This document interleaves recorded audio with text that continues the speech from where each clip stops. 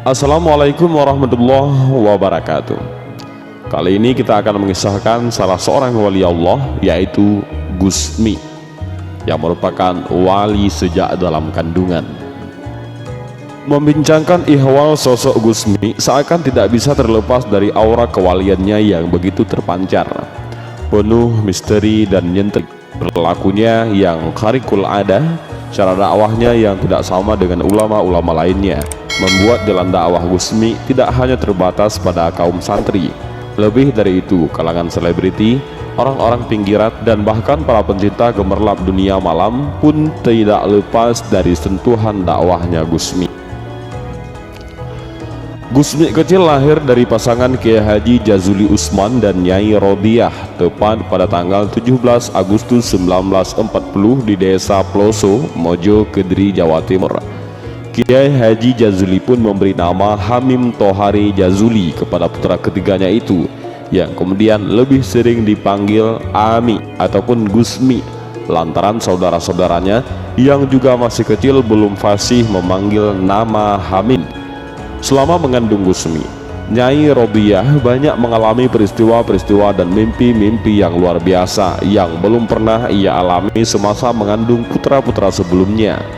Sebagaimana keyakinan ulama terdahulu bahwa mimpi pada saat-saat tertentu memiliki arti penting dan bisa dijadikan isyarat karena merupakan ilham yang dikaruniakan Allah melalui jalan mimpi. Konon, ketika melahirkan Gusmi, sang ibu menerima tamu tak dikenal yang menyerahkan gabah ataupun padi yang sangat banyak untuk persiapan menyambut kelahiran Gusmi. Jika dirunut ke masa berikutnya, banyak orang yang di sekeliling Gusmi yang rela menyerahkan harta bendanya kepada Gusmi, entah sebatas pemberian biasa atau dengan mengharap berkah darinya. Tapi tak semua pemberian itu diterima oleh Gusmi. Gusmi wafat pada tanggal 5 Juni 1993. Beliau menghembuskan nafasnya yang terakhir di Rumah Sakit Budi Mulia, Surabaya, yang sekarang Siloam. Banyak kalangan ulama yang menyatakan bahwa Gusmi sudah terlihat kewaliannya sejak masih dalam kandungan.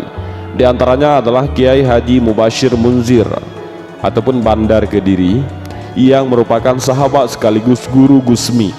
Begitu juga Kiai Haji Dalhar yang kelak menjadi guru Gusmi. Bahkan ayahanda Gusmi, Kiai Haji Jazuli, justru boso kepada Gusmi, satu hal yang tidak pernah dilakukannya kepada anaknya yang lain. Hal ini dikarenakan keluasan pandangan Kiai Haji Jazuli yang memandang bahwa anaknya memiliki derajat yang lebih tinggi di mata Allah ketimbang dirinya. Menurut salah seorang ulama Madura, dari segi usia memang Kiai Haji Jazuli lebih tua dari Gusmi karena beliau adalah ayah Gusmi, tetapi dari segi keilmuan Gusmi tampak lebih tua. Sebelum wafat, Kiai Haji Jazuli mengakui bahwa tanda-tanda kewalian Gusmi sudah tampak sejak lahir. Gusmi yang hobi sekali melihat orang memancing, pernah suatu ketika dengan ditemani salah satu santri Ploso nyundi ikan di Sungai Brantas yang berada tepat di belakang pondok pesantren Ploso. Gusmi yang masih kecil tiba-tiba tenggelam dan membuat santri yang menemaninya itu panik bukan kepalang. Dicarinya di sepanjang sungai, Gusmi belum juga ketemu. Akhirnya terpaksa dia melapor kepada Kiai Haji Jazuli bahwa Gusmi tenggelam dan dia belum bisa menemukannya. Si santri pun mendapat kemarahan Kiai Haji Jazuli yang disuruhnya mencari Gusmi lagi. Kembali ke sungai, Gusmi ternyata sudah berada di tepi sungai dalam keadaan normal seperti sebelumnya. Ditanya dari mana saja dia, Gusmi menjawab bahwa tadi beliau dibawa Nabi Khidir ke dalam sungai. Gusmi sejak kecil adalah pribadi yang sangat halus dan lembut, cerminan kehalusan dan kelembutan hatinya. Tutur kata dan tingkah lakunya penuh kesopanan dan mengagumkan, membuat siapa saja yang berada di dekatnya merasa teduh, tenang dan damai. Ketika berjalan, Gusmi kecil selalu menundukkan muka, seakan mencerminkan kerendahan hatinya. Langkahnya pelan, penuh kehati-hatian dan ketenangan, membuat orang yang melihatnya terpukau dalam keagungan dan keheningan perilakunya. Gusmi lebih suka menyendiri dibanding harus berdekatan dan bercengkerama dengan saudara-saudaranya, ibu atau para santri. Ini seolah menyimpan misteri yang tidak terjawab karena ia sangat pendiam. Gusmi lebih asik bermain sendiri daripada harus bermain dengan saudara-saudara ataupun teman sebayanya. Gusmi kecil memiliki hobi yang bisa dibilang aneh. Beliau sangat senang mengamati penjual wenter ataupun cat warna di pasar dan lalu akan pulang saat penjual wenter itu tutup. Yang kemudian di rumah beliau menirukan gaya penjual wenter tersebut sambil berteriak-teriak. Gusmi yang juga sangat senang melihat orang memancing di belakang pondok. Para pemancing itu senang karena setiap ada Gusmi, ikan-ikan pada bergerombol. Selain itu, Gusmi kecil juga memiliki suara yang merdu, lebih menonjol dibanding saudaranya yang lain pada saat bersama-sama mengaji Al-Quran. Bacaannya fasih, mendayu-dayu, dan mampu menyejukkan hati pendengarnya. Semasa duduk di bangku sekolah rakyat ataupun SR, Gusmi lebih sering membolos. Ketika dicari ibunya untuk berangkat sekolah ataupun mengaji, Gusmi sering berkilah dengan meminta para santri untuk menutupi persembunyiannya dengan berbagai cara. Misal dengan ditutupi pelepah kelapa, tumpukan kayu ataupun gitar daun pandan. Di madrasah, Gusmi hanya sampai kelas pertengahan Alfiyah saja. Kelas Alfiyah merupakan kelas hafalan yang terkenal rumit. Ada kisah menarik di sini. Beberapa hari sebelum ujian hafalan Alfiyah, Gusmi mengajak Khairuddin berjalan-jalan keliling kota. "Gus, besok saatnya setoran hafalan Alfiyah. Apa sampean sudah siap?" tanya Khairuddin ketika dalam sebuah perjalanan. "Aku sudah hafal." "Lah, kamu Mas Din?" Gusmi balik bertanya. "Aku juga hafal," jawab Khairuddin berbohong. "Sekarang bermain saja Mas Din. Urusan besok gampang." Esok hari tiba. Saat setor hafalan dimulai, Khairuddin mendapat giliran lebih dahulu. Dia gugup bukan main karena dia belum hafal 1000 bait. Khairuddin pun melirik ke arah Gusmi seolah menghendaki isyarat tertentu. Gusmi kemudian menatapnya tajam dan bibirnya komat kamit. Meski tak kedengaran, ajaibnya, tanpa sadar, bibir Khairuddin menirukan gerakan bibir Gusmi hingga Alfiyah yang 1000 bait itu selesai. Setelah ujian, Khairuddin pun berterima kasih kepada Gusmi atas bantuan jarak jauhnya. Keduanya pun dinyatakan lulus. Dalam pendidikan, terutama Al-Quran, Gusmi untuk pertama kalinya dibimbing langsung oleh sang ibu, Nyai Rodiyah.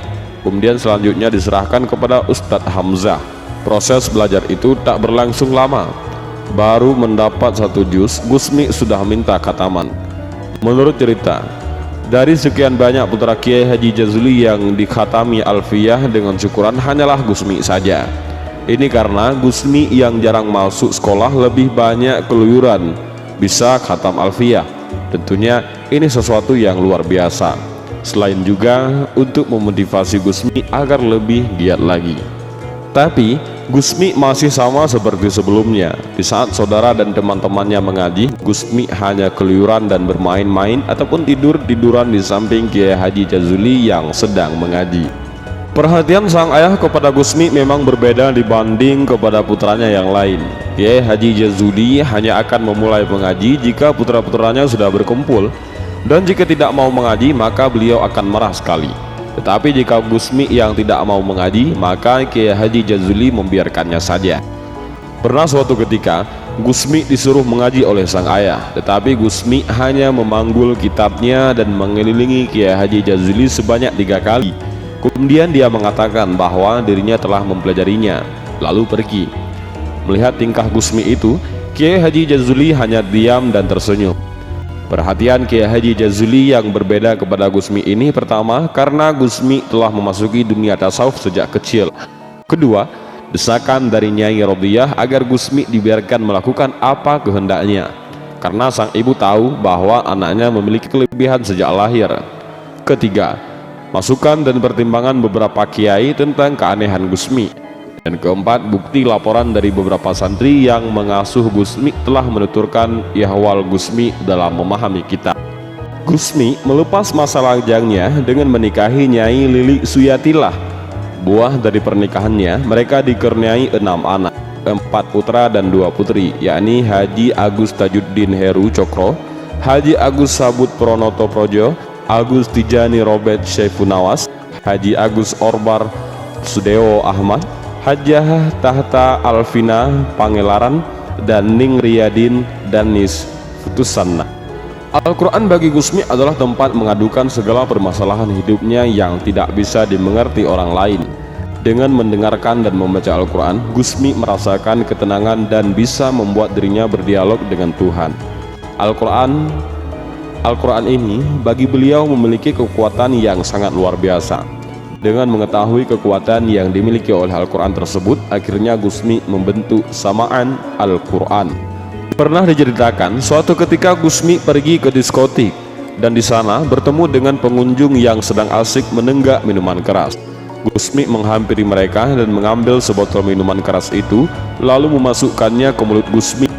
Salah satu dari mereka mengenali Gusmi dan bertanya kepada Gusmi, "Gus, kenapa sampean ikut minum bersama kami? Sampean kan tahu ini minuman keras yang diharamkan agama." Lalu Gusmi menjawab, "Aku tidak meminumnya. Aku hanya membuang minuman itu ke laut." Hal ini membuat mereka bertanya-tanya, padahal sudah jelas tadi Gusmi minum minuman keras tersebut. Diliputi rasa keanehan, Gusmi angkat bicara, "Sampean semua tidak percaya kalau aku tidak meminumnya, tapi membuangnya ke laut." Lalu Gusmi pun membuka lebar mulutnya dan mereka semua terperanjat kaget. Di dalam mulut Gusmi terlihat laut yang bergelombang dan ternyata benar minuman keras tersebut dibuang ke laut. Dan saat itu juga mereka diberi hidayah oleh Allah Subhanahu wa Ta'ala untuk bertobat dan meninggalkan minum minuman keras yang dilarang oleh agama. Itulah salah satu karomah kewalian yang diberikan Allah kepada Gusmi. Kisah lain adalah ketika beliau berdakwah di Semarang, tepatnya di NIAC di Pelabuhan Tanjung Mas. NIAC ataupun NIAC adalah surga perjudian bagi para cukong-cukong besar, baik dari pribumi maupun keturunan. Gusmi yang masuk dengan segala kelebihannya mampu memenangi setiap permainan, sehingga para cukong-cukong itu mengalami kekalahan yang sangat besar. NIAC pun yang semula menjadi surga perjudian menjadi neraka yang sangat menakutkan. Satu contoh lagi ketika Gusmi berjalan-jalan ke Surabaya. Ketika tiba di sebuah klub malam, Gusmi masuk dalam klub yang dipenuhi dengan perempuan-perempuan nakal. Lalu Gusmi langsung menuju waiters ataupun pelayan minuman.